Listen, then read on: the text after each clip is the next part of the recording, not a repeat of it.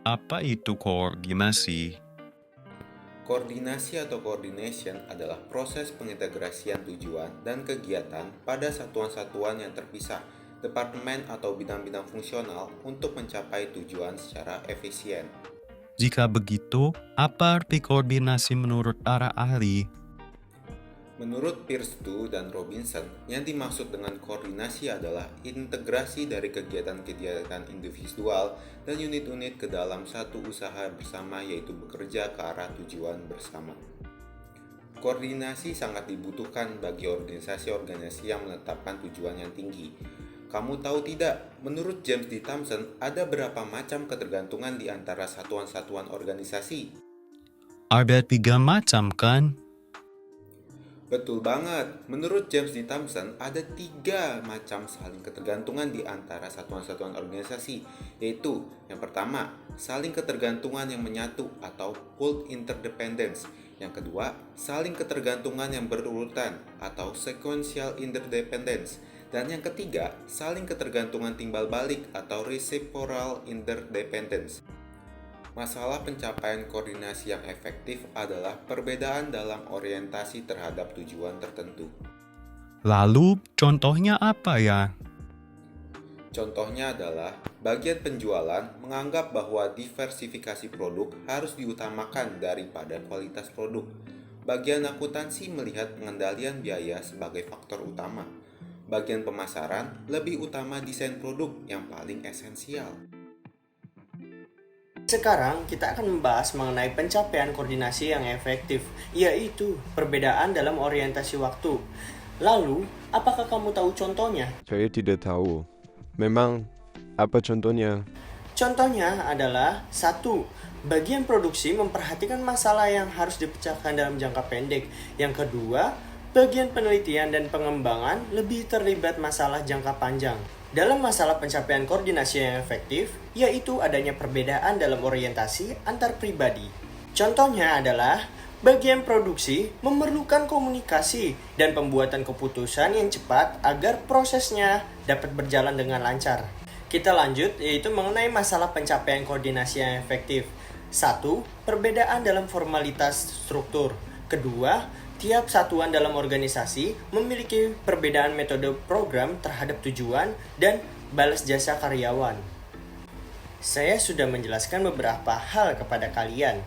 Sekarang, coba kamu sebutkan contoh masalah pencapaian koordinasi yang efektif. Jika tidak salah contohnya, 1. Bagian HRD standar pelaksanaan lebih longgar. Evaluasi kualitas kerja karyawan selama periode waktu tertentu. Lalu kedua, bagian produksi pelaksanaannya diawasi secara ketat. Evaluasi dilakukan formal. Itu saja yang saya ketahui. Aku ingin tahu pendekatan koordinasi bagi manajer itu. Tentu saja pendekatan koordinasi metode bagi manajerial, yaitu yang pertama teknik manajemen dasar. Contohnya hierarki manajerial, aturan dan prosedur, rencana dan tujuan. Yang kedua, meningkatkan potensi koordinasi. Contohnya sistem informasi vertikal, hubungan lateral. Yang ketiga, mengurangi kebutuhan koordinasi. Contohnya penciptaan sumber daya tambahan, unit yang independen. Kemudian jelaskan juga mengenai mekanisme koordinasi dasar. Baiklah, mekanisme koordinasi dasar ada 3. Yang pertama, hierarki manajerial. Yang kedua, aturan dan prosedur. Yang ketiga, rencana dan penetapan tujuan.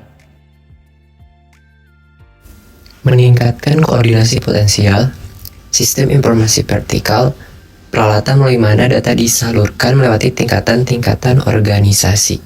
Hubungan-hubungan lateral atau horizontal. Yang pertama, kontak langsung. Yang kedua, peranan penghubung. Yang ketiga, panitia dan satuan tugas. Pengurangan kebutuhan akan koordinasi. Langkah yang paling konstruktif jika metode sebelumnya tidak potensial. Yang pertama, penciptaan sumber daya dan sumber daya tambahan. Yang kedua, penciptaan tugas-tugas yang dapat berdiri sendiri. Kemudian, apa itu rentangan manajemen? Rentang manajemen atau rentang kendali berkaitan dengan jumlah bawahan yang dapat dikendalikan secara efektif oleh seorang manajer atau atasan. Jumlah rentangan yang ideal. Ada dua alasan mengapa penentuan rentangan yang tepat adalah penting.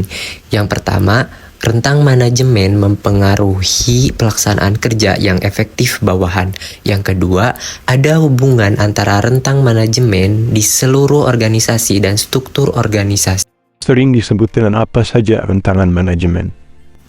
Rentang manajemen sering disebut dengan istilah-istilah seperti yang pertama, span of control. Yang kedua, span of authority. Yang ketiga, span of attention. Yang keempat, span of supervision. Menurut Henry Fayol, jumlah maksimum bawahan yang dapat dikendalikan oleh setiap pengawas produksi dalam organisasi adalah 20-30 karyawan. Sedangkan setiap kepala pengawas dapat mengawasi hanya 3 atau 4 pengawas produksi. Pendekatan Greg Kunas ini menunjukkan kekompleksan tugas-tugas pengawas manajer dan secara matematik hubungan tersebut dapat dinyatakan dengan rumus. Jadi, apa rumusnya? Ini adalah rumus yang digunakan.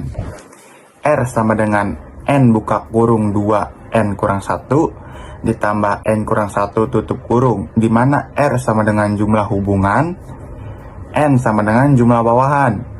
Jika ada 5 bawahan, maka ada 100 hubungan. Jika ada 10 bawahan, maka ada 5.210 hubungan. Kemudian, apa saja faktornya? Faktor-faktor yang mempengaruhi rentang manajemen. Faktor-faktor yang mempengaruhi rentang manajemen ada 6. Yang pertama, ada kesamaan fungsi-fungsi. Yang kedua, kedekatan geografis. Yang ketiga, tingkat koordinasi pengawasan yang dibutuhkan. Yang keempat, yaitu ada tingkat pengawasan langsung yang dibutuhkan. Yang kelima, ada perencanaan yang dibutuhkan manajer. Dan yang terakhir atau yang keenam, itu ada bantuan organisasional yang tersedia bagi pengawas. Sudaman Erangkan Materi Tentang Koordinasi dan Rentang Manajemen, apakah masih ada yang selanjutnya? Tentu saja, tapi ini sudah bagian akhir dari yang dijelaskan. Yang sekali padahal materi yang kalian jelaskan sangat menarik kami menyukainya. Terima kasih sekali atas pujiannya, tapi saya akan lanjutkan terlebih dahulu hal yang lainnya. Apakah kalian tahu ada pedoman lainnya dan apa saja itu? Tidak, itulah kenapa kami di sini. Pedoman lain dalam rentangan manajemen diantara yang pertama ada faktor-faktor situasi, terus yang kedua ada faktor-faktor bawahan, dan yang ketiga ada faktor-faktor atasan.